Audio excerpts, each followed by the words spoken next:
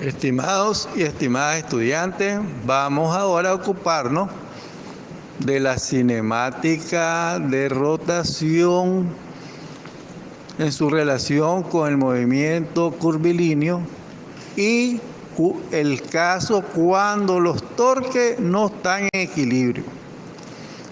Recomendamos en una ocasión ahí en la parte de las indicaciones de lectura que se leyeran los capítulos del libro El Tarazó-Tarazóa. En este caso específicamente complementen la lectura con el capítulo 4 que se titula ¿Conoce usted bien las leyes de Newton? Complementen con eso porque hay muy buenos ejercicios resueltos ya y analizados detalladamente y justificados, que eso es lo importante, no solamente el paso algebraico, sino también el principio físico que va involucrado. Por eso es que hacemos énfasis en el tema. Bueno, en este caso vamos a trabajar el tema que ya se les anunció y lo vamos a hacer con un caso común, pero ahora las poleas que vamos a aplicar no van a ser poleas ideales. Entonces en este caso vamos a considerar la masa de la polea y el radio de la polea y veamos, observemos, analicemos y aprendamos qué se hace en esos casos. Vamos a trabajar con el sistema mostrado en la figura. Hay una masa 1 sobre una mesa horizontal que tiene un coeficiente de fricción cinético. Este funciona cuando el sistema va en movimiento. Y esa masa 1 está conectada por medio de una cuerda inextensible a una polea cuya masa estamos considerando, su valor. Y también el radio, estamos considerando el radio de la polea. De la polea, del otro extremo, está colgando lo que llamamos la masa 2. La masa 2. Entonces, al ir en movimiento y no deslizar la cuerda sobre la polea, entonces la polea entra en un movimiento de rotación. Y al entrar en el movimiento de rotación, pues ahí se dan los parámetros que se observaron en la teoría sobre la cinemática de rotación. Entonces aquí la masa 1 desciende 1 metro desde el reposo y eso los consideramos para responder los incisos que se están solicitando en el enunciado. El inciso A nos pide la aceleración angular y después de recorrer 1 metro desde el reposo nos solicita la rapidez angular de la polea. ¿Qué hacemos en ese caso? Vamos a analizar la situación planteada desde el punto de vista de la dinámica, es decir, las fuerzas que están siendo aplicadas en favor del movimiento del sistema. En este caso tenemos la masa 1, como hay una fricción de superficie, entonces necesitamos considerar la normal. Recordemos que la fricción es igual al coeficiente de fricción por la normal. Entonces ahí tenemos la señalada, la normal, el peso de la masa 1, la tensión de la cuerda, la llamamos T sub 1, y oponiéndose al movimiento tenemos la fuerza de fricción cinética. Después tenemos la polea. Como ya estamos considerando la polea con su masa y su radio, ya no es polea ideal, entonces en los extremos de la cuerda ya la tensión ya no va a ser la misma. Entonces tenemos apuntando hacia la masa 1 la tensión 1 y otra tensión que llamamos tensión 2 apuntando hacia la masa 2. Bueno, Esas son las fuerzas que vamos a considerar ahí. Están en la jugada de la incógnita primera, que es buscar la aceleración angular. Entonces ahora miramos qué fuerzas actúan sobre la masa 2 que está colgando. Entonces ahí tenemos la tensión 2 apuntando hacia la polea sobre la cuerda y el peso de la masa 2. Entonces la estrategia de solución irá de la siguiente manera. Primero analizaremos la tensión, las tensiones, es decir, lo que pasa con la traslación, los diagramas de cuerpo libre referidos a la traslación. Después analizaremos la rotación de la polea, los torques que actúan sobre la polea, que tienen su relación con las tensiones, como lo vamos a ver. Y después plantear las ecuaciones que nos van a formular el modelo matemático que nos va a llevar hacia la solución. Este esquemita, ¿verdad?, se puede aplicar en otras situaciones que pueden ser parecidas pero no iguales. Adquirir las habilidades y destrezas en estos cálculos, les recuerdo que se hace practicando. Todavía no sé otra manera de cómo adquirir habilidad y destreza para el cálculo, si no es practicando. Y si encuentran alguna, me lo avisan, ¿verdad? Para mí será algo muy nuevo y será poderoso para el aprendizaje de todo mundo. Primero nos vamos a enfocar en el estudio de la traslación del sistema a través de los diagramas de cuerpo libre de la masa 1 y la masa 2. Hemos establecido como una regla de trabajo poner X positivo en la dirección del movimiento. De esta manera, para la masa 1, vamos a tener que la suma de fuerzas en Y se está equilibrando y por lo tanto la suma de fuerzas en Y es igual a 0. La normal será igual a la magnitud del peso. Esto nos va a servir para conocer cuánto vale la fuerza de fricción cinética, que será multiplicar el coeficiente de fricción dado por el enunciado por el valor de la normal, que es el peso de la masa 1. Luego nos planteamos en el eje X la suma de fuerza igual a la masa 1 por la aceleración. Entonces ahora tenemos positiva la tensión 1 y oponiéndose al movimiento y al X positivo tenemos en este caso a la fricción. Ubicamos allí tensión 1 menos la fricción igual a la masa 1 por la aceleración y la nombramos como ecuación 1. Vamos con el diagrama de cuerpo libre de la masa 2.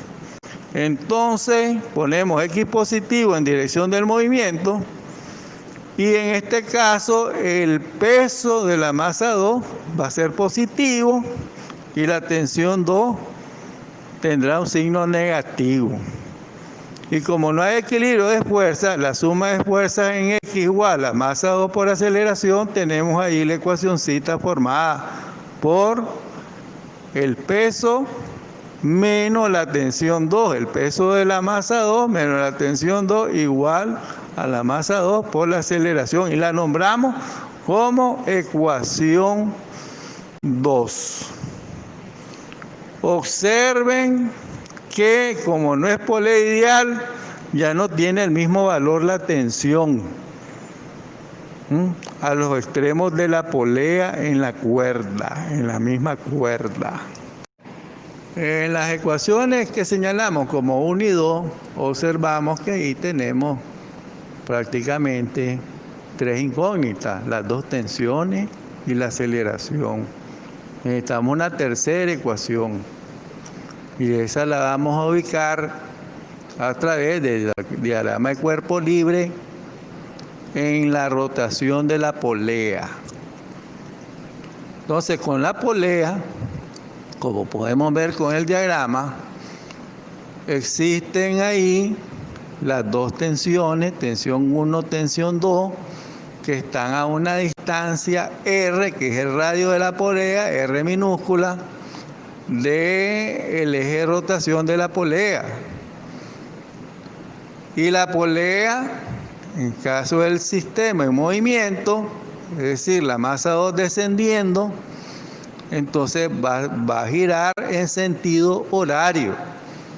Entonces la convención que vamos a tomar, como está señalada con las flechitas ahí, que está girando en sentido horario con un signo más en el centro,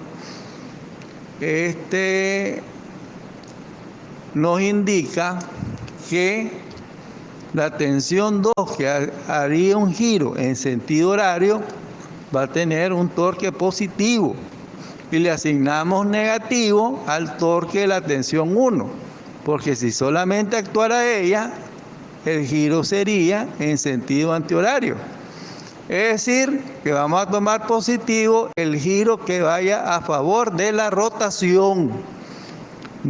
No confundir con el caso de los torques en equilibrio. En este caso los torques ya no están en equilibrio. Entonces nos planteamos la suma de torque igual momento de inercia por alfa. Aquí vamos a recordar que las lecturas sobre momento de inercia, ustedes pueden encontrar ahí en las tablitas de momento de inercia de sus lecturas, que el momento de inercia de la polea va a ser igual a 1/2 de la masa de la polea por el radio al cuadrado de la polea. Otra cosa, recordemos que el torque, calculándolo con las líneas de acción, por el método de líneas de acción, será la fuerza por la distancia más corta entre la línea de acción de la fuerza y el eje de rotación. Y en este caso, para las dos tensiones, la distancia más corta entre la línea de acción de cada una es el radio de la polea. Entonces nos planteamos la suma de torque igual momento de inercia por alfa. Entonces, positivo el torque de la tensión 2. La fuerza es la tensión 2 y la distancia más corta entre el eje de rotación y la tensión 2 es el radio, está con la R minúscula. Menos la tensión 1 por el radio en minúscula, ¿ah?, de la polea. Y eso va a ser igual, sustituimos ahí el valor del momento de inercia de la polea, 1/2 de la masa de la polea por el radio de la polea al cuadrado. Y recordamos otra cosa de la cinemática de rotación, que la aceleración tangencial es igual al radio, ¿no?, al radio por la aceleración angular. En este caso, sustituimos, simplificamos los radios. Ustedes lo pueden hacer en detalle ahí en su cuaderno. Y nos queda ahí planteado la tensión 2 menos la tensión 1 igual a 1/2 de la masa de la polea por la aceleración tangencial. Esa aceleración tangencial es la misma aceleración de las masas, por si acaso no lo han captado. ¿Por qué? Porque la cuerda se mueve por la polea sin deslizar. Entonces, esa aceleración que tienen las masas hace que sea la aceleración tangencial de la rotación de la polea. Por eso es que esa aceleración angular le encontramos su relación con esa aceleración tangencial a través del radio. Bueno, y entonces ahí nos planteamos una tercera ecuación. ¿Por qué? Porque si en las otras las incógnitas eran las dos tensiones y la aceleración, aquí en esta tercera ecuación están las mismas tres incógnitas, ¿va? Y entonces procedemos al siguiente paso, plantear el modelo matemático con esas tres ecuaciones para encontrar la solución del sistema de ecuaciones en este caso. Entonces, para encontrar la solución al sistema de ecuaciones, sumamos lo que hay a un lado de la igualdad y sumamos lo que hay al otro lado de la igualdad, como pueden observar ustedes en la lámina.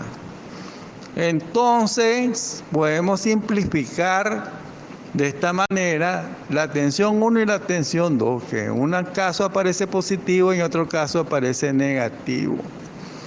Y nos queda la situación que está planteada ahí. El peso menos la fuerza de fricción de la masa 1, igual a un factor común que sería la aceleración tangencial y el factor común con la masa 1, la masa 2 y un medio de la masa de la polea. A partir de ahí despejamos, sustituimos los valores y encontramos el valor de la aceleración. Como esa es la aceleración tangencial en el borde de la polea, su relación con la aceleración angular de la polea se da por el radio. Entonces la aceleración tangencial va a ser igual al radio por la aceleración angular. Despejamos la aceleración angular, sustituimos los valores y encontramos la solución del inciso A. Resolviendo el inciso B, vamos a tomar en cuenta que nos pide la rapidez angular de la polea cuando la masa 2 ha recorrido 1 metro. Recordemos que el sistema parte del reposo. Y si hay aceleración angular es que está cambiando la rapidez angular. ¿Y de qué valor va a cambiar? Pues si parte del reposo, la rapidez angular va a ser 0. ¿Ah? Lo mismo que la velocidad inicial de la masa 2 al comenzar a recorrer el 1 metro. La velocidad inicial va a ser 0. Lo mismo que la rapidez angular de la polea. Pero como esta polea quiere una aceleración angular, esos valores de rapidez angular van cambiando. La que queremos saber cuánto va a ser el valor de esa rapidez angular cuando la masa 2 va recorriendo 1 metro. En caída ahí, arrastrando el bloque de la masa 1. Entonces, recordamos, de las ecuaciones de aceleración angular constante, tenemos ahí la velocidad angular constante va a ser igual a la rapidez angular constante más alfa por el tiempo. Ok, ahí nos ahorramos un término. La rapidez angular inicial es 0. Pero para poder encontrar la rapidez angular cuando ha recorrido la masa 2 1 metro, la rapidez angular de la polea cuando la masa 2 ha recorrido 1 metro, necesitamos el tiempo en que la masa 2 ha recorrido el metro. Entonces nos tenemos que plantear un problema de cinemática. Y entonces aplicamos ahí un sistema de referencia, ¿ah?, para el caso de traslación. Y nos imaginamos el bloque 2 como una partícula, su rapidez inicial es 0, ¿ah?, su posición inicial ahí va a ser 0. La posición final va a ser 1 metro ¿Mm? La aceleración es la que encontramos en el ejercicio anterior y fue utilizada para encontrar la aceleración angular. Entonces, ¿qué es lo mejor que podemos utilizar dado los datos que tenemos? Posición inicial, posición final, aceleración y tiempo. Y queremos el tiempo, es nuestra incógnita. ¿Ah? Y tenemos también además el valor de la rapidez inicial de la masa 2. Entonces, ahí tenemos la ecuacióncita de la posición en función del tiempo. Sustituimos los datos, le damos oficio a la calculadora despejando el tiempo y después lo sustituimos en la ecuación donde tenemos planteada la rapidez angular. Y ahí está la solución. O sea que esto es una combinación donde se aplica tanto la traslación como la rotación en el ejercicio. Bueno, entonces busquen ejercicios similares. Les dejo planteado el siguiente para cinemática de rotación. ¿Va? En Nicaragua se dice que en promedio estamos en 12 grados latitud norte del globo terráqueo.